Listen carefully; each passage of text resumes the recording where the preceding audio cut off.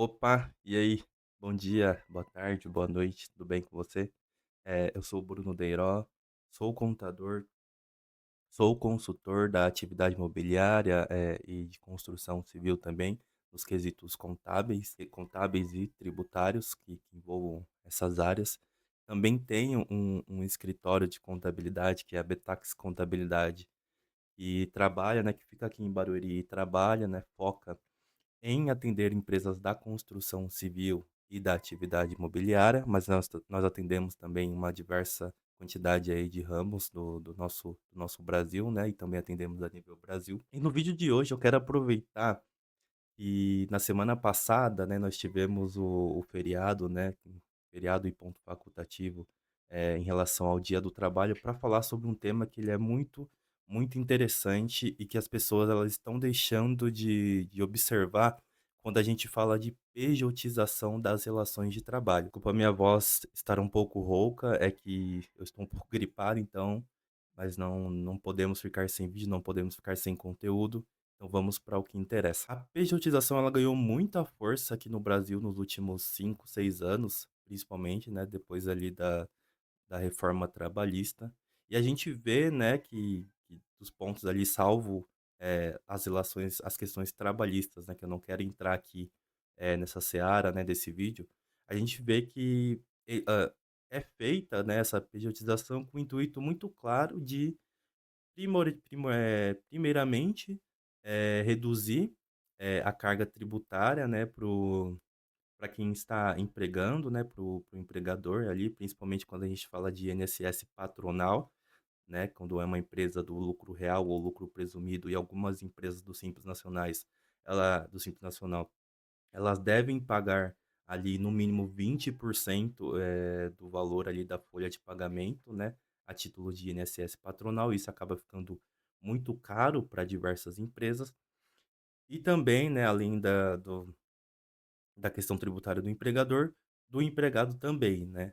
A gente vê aí que a tributação na pessoa física no Brasil atualmente, né, principalmente para quem ganha ali entre 5, 6 mil reais para cima, acaba ficando um pouco pesada, né. A gente vê ali 27,5, né, de imposto de renda, não é exatamente 27,5, mas ali já chega naquela base de 27, 22% de imposto de renda.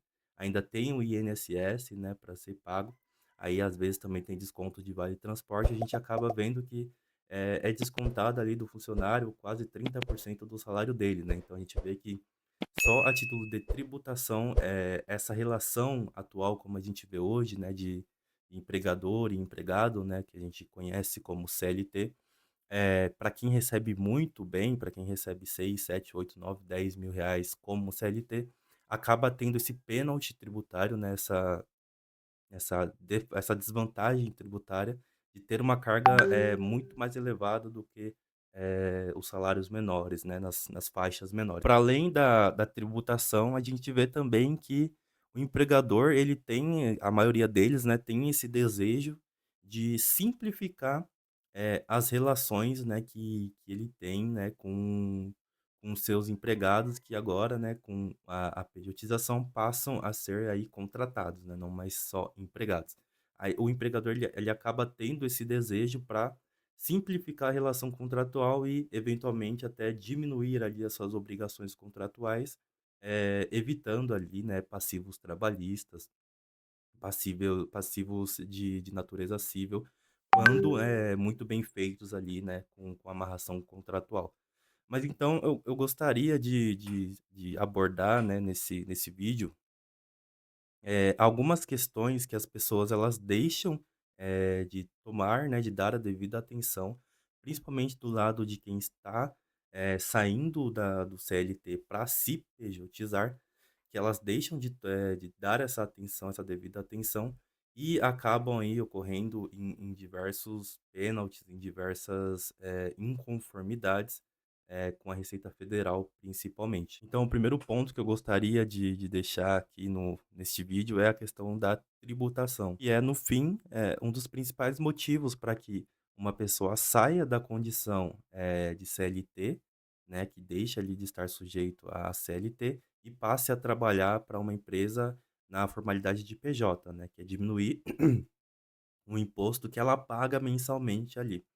Então, o que eu gostaria de deixar aqui como uma observação, tá? Que eu vejo muita gente fazendo de forma incorreta.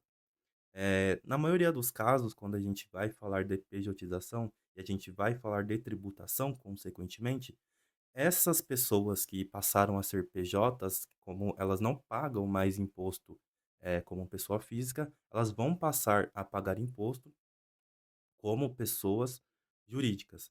E aí, quando a gente fala de pessoas jurídicas, a gente tem basicamente aí 4 formas de realizar a tributação, que é o Simples Nacional, que acaba tendo 2 formas, né, que é o MEI, que é aquele que a gente define como microempreendedor individual, e você vai ter ali uma guia mensal que você vai pagar, né, e aquela guia já vai constar praticamente todos os impostos ali que você deve. Geralmente é uma guia que fica ali entre 75 e 80 reais, né, no valor atual. E, além do MEI, né, dentro do Simples Nacional tem o próprio Simples Nacional. Além do Simples Nacional, nós temos o lucro presumido e o lucro real. O lucro presumido e o lucro real, eles acabam não sendo, aplicados no caso da pejotização, porque, eh, eles demandam uma complexidade das atividades que talvez não seja necessário para essas empresas de pejotização, para essas pessoas que vão pejotizar. Então acaba sobrando somente o MEI e o Simples Nacional. O MEI não tem muito o que falar, né, como eu falei, somente tem lá a guia mensal para você pagar e entregar a declaração anual do MEI, informando lá o faturamento. Então, gostaria de focar principalmente nas empresas do Simples Nacional. Por que eu gostaria de focar? Eh, a gente vê hoje um movimento no mercado de pejotização muito forte, como eu falei, e as empresas elas acabam, né, contratando escritórios de contabilidade ou fazendo por conta própria, né, a abertura desse CNPJ, que na maioria das vezes é uma sociedade, limitada unipessoal, para essa pessoa que foi dispensada como CLT e agora vai trabalhar ali como PJ e aderem, né, ao Simples Nacional. Normalmente, o Simples Nacional, ele tem, né, a divisão entre anexos, né, na verdade, anexos um 2 3 4 e 5. Os anexos 3 4 e 5 são os anexos de prestação de serviço. E cada anexo ali tem a sua faixa e tem a sua carga ali, a sua alíquota nominal. O que, infelizmente, muitas empresas fazem independente da atividade a ser prestada, que aquela pessoa que antes prestava, como pessoa física, né, como CLT, e agora vai prestar como PJ, essa empresa acaba, encaixando, essas PJs que ela abriu, né, para o seu empregado, né, ou contratou uma contabilidade para abrir, como anexo 3 do Simples Nacional, que começa em 6%. E por que elas fazem isso na maioria das vezes? Porque, no anexo 3, como eu falei, começa em 6%.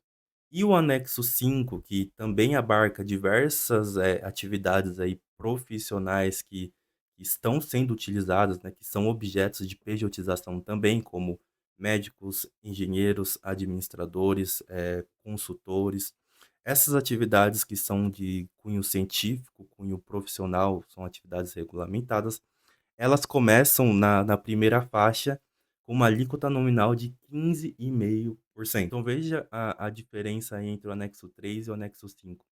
A gente vê que, é mais do que o dobro do anexo 3, né. Então essas empresas, elas acabam colocando todos as suas PJs ali, os seus antigos empregados e agora contratados, no anexo 3 para ter essa carga tributária menor.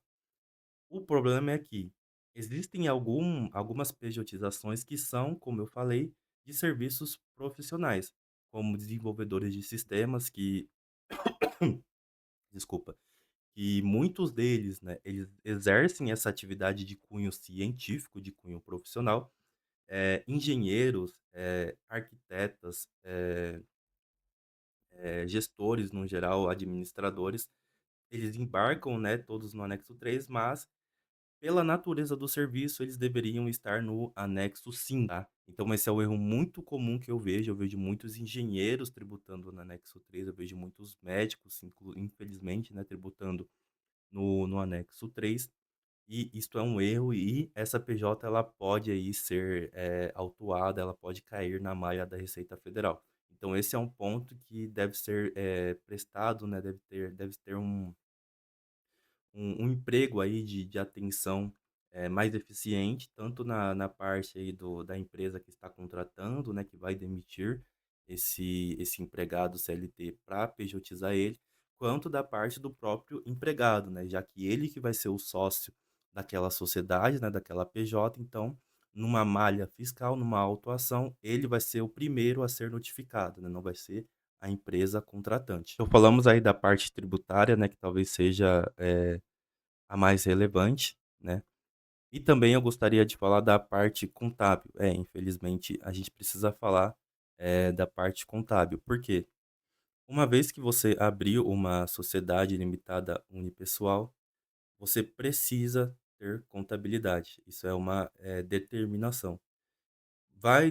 Tem gente, né, que alguns contadores também falam que empresa do Simples Nacional não precisa ter contabilidade e, de fato, se a gente, estuda a Lei Complementar 123 de 2006, que regulamenta, né, que estabelece as diretrizes ali do Simples Nacional, ela fala que se você tem livro caixa, você de fato não precisa ter contabilidade, mas a gente tem que abrir a mente, tem que abrir aí o leque de conhecimento para saber que a vida tributária civil, ela não para no Simples Nacional, de uma empresa, né, de uma sociedade.